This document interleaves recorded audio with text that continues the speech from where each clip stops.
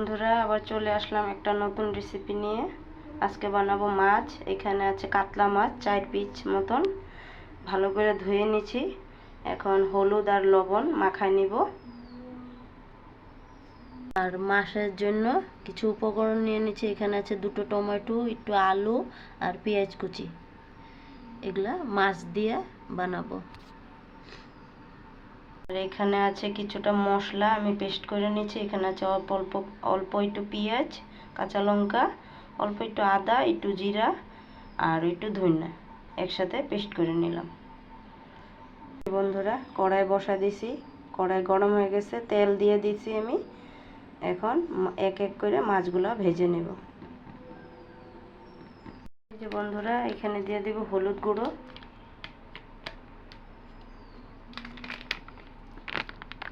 তারপরে দিয়ে দিব অল্প একটু নুন। এই যে বন্ধুরা, এক এক করে মাছগুলো এখন ছাইড়ে দিব।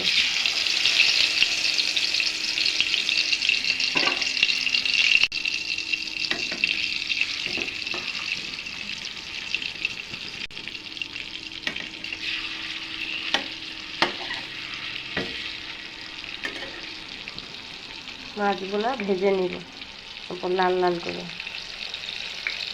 এই যে বন্ধুরা, মাছগুলো এখন উল্টাই দিব আমি। এদিকটা হয়ে গেছে, এদিকটা উল্টাই দিব।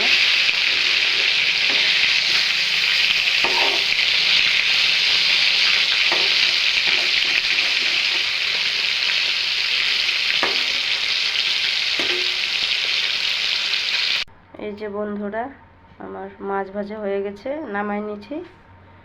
এখন আলুগুলা ভাজা নেব। এই যে বন্ধুরা, একই তেলে মাছ ভাজা তেলে ফোড়ন দিয়ে দিব গোটা গরম মশলা। এখানে দিয়ে দেব গোটা জিরে,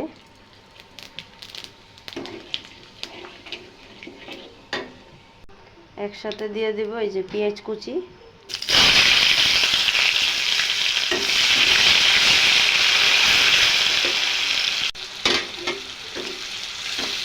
পেঁয়াজগুলো অল্প লাল লাল হইল।